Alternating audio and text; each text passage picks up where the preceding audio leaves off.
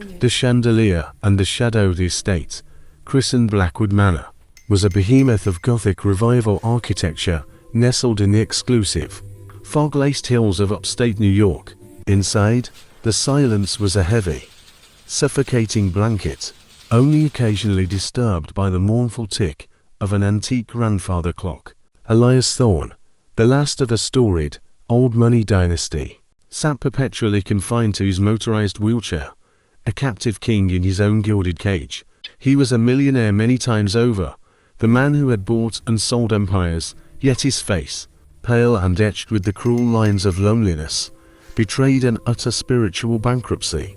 Decades of wealth had bought him comfort and deference, but never a single, genuine connection. The world saw a formidable titan, he knew himself to be a hollow shell. Then, she arrived. Her name was Clara Vance. She wasn't from the city, she was a quiet spirit from the rural Midwest, hired through a specialized agency to be his new personal attendant. She possessed a soft, almost imperceptible grace, and her hands, perpetually busy, moved with a humble reverence that seemed out of place in Blackwood's cold grandeur. Clara rarely spoke, but her silence was a balm, a quiet empathy that settled the tempest in his soul far better than any shouted word of comfort ever could. Every afternoon, she brought him Earl Grey tea in a fragile porcelain cup.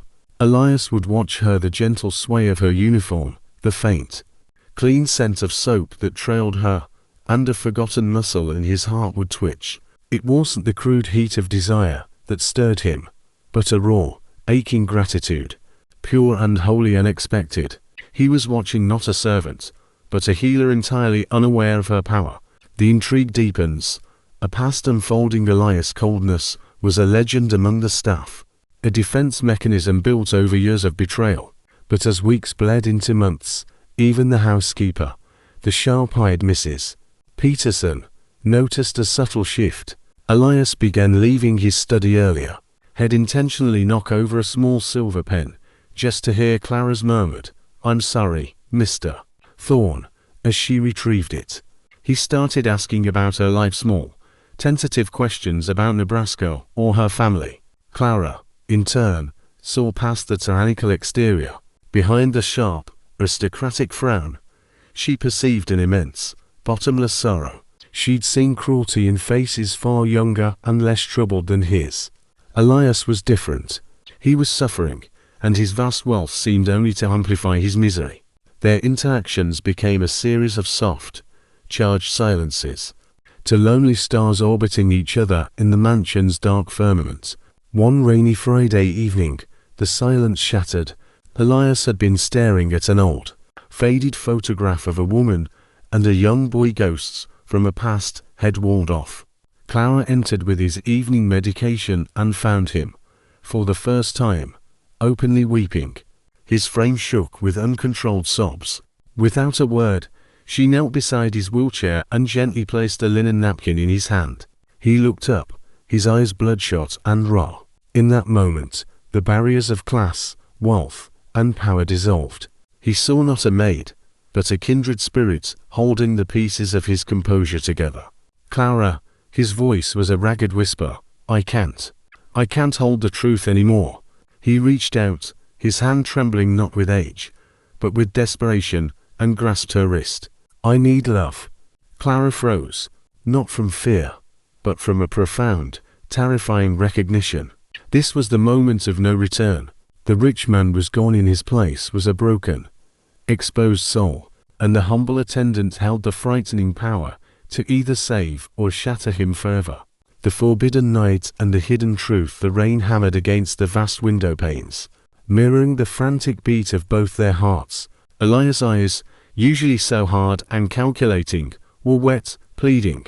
"Don't move," he choked out, his grip tightening. Clara's mind raced, a storm of forbidden emotion. Every moment spent near him had been dangerous, yet heartbreakingly pure.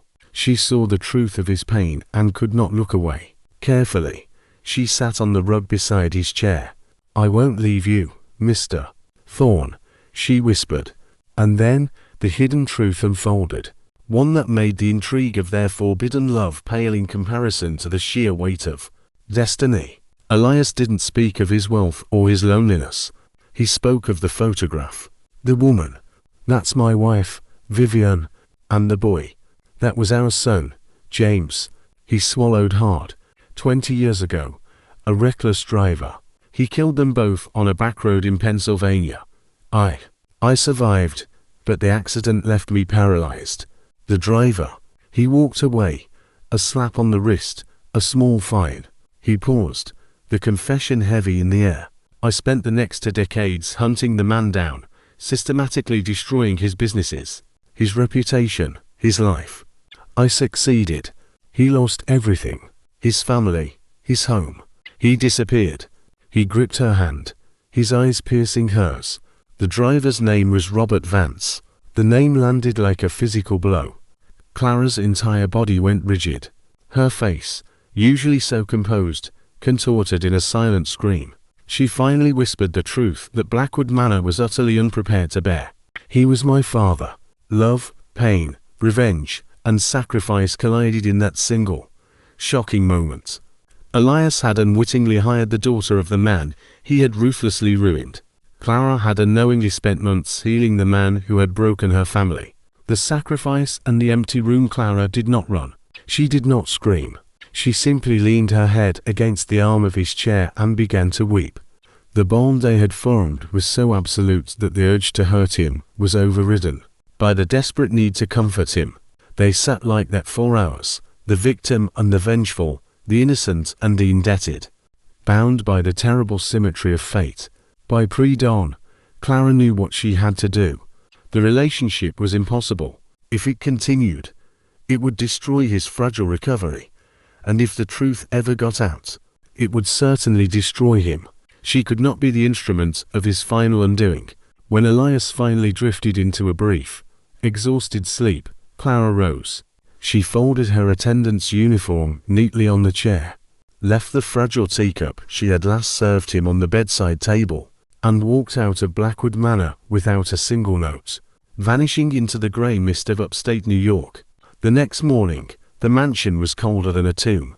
Elias wheeled himself through the echoing corridors, calling her name. Only the whispers of the confused staff answered. The master, they murmured, had been abandoned. But Elias knew. She had left to protect his peace, to stop the cycle of suffering. The faint scent of her soap and tears still lingered in the air. A silent farewell. Days stretched into tortuous weeks. He played a single melody on the grand piano of folk tunes she used to hum. He was no longer playing music, he was playing memories and penance. The quest for redemption. Months later, a fragile, slightly crumpled envelope arrived from a small address in rural Vermont. Elias' hand shook violently as he unfolded the paper. The familiar, humble handwriting of Clara Vance. Sir, it began. I am sorry I left. I found work at a children's home here. Every day, I pray for your heart to find its peace. You saved me when you let me see you as a man, not a master. And I pray you'll find forgiveness for yourself, not just for my father, but for the life you have denied yourself. Her words, unspoken for so long, bled pure, transcendent love onto the page. Elias clutched the letter, not in weakness, but in a profound, sacred remembrance. The next day, he ordered his driver to prepare the car. The journey is too long, Mr. Thorne. Your health. His butler warned. I have nothing left to lose, Elias interrupted, his voice steady with a quiet fire.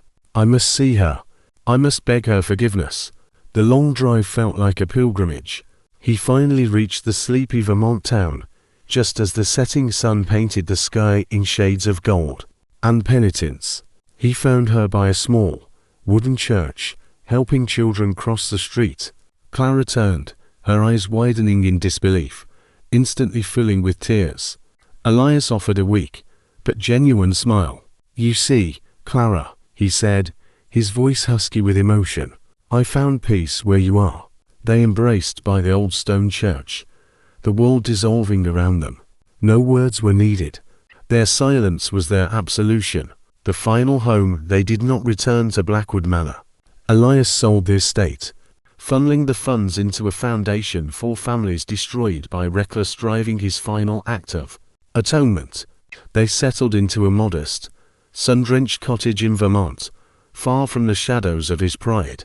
He sat by the window, watching her hang laundry, humming the old folk tune. "I used to own a palace," he whispered one afternoon. "But this finally feels like home." She wasn't his maid, nor was she a symbol of his guilt.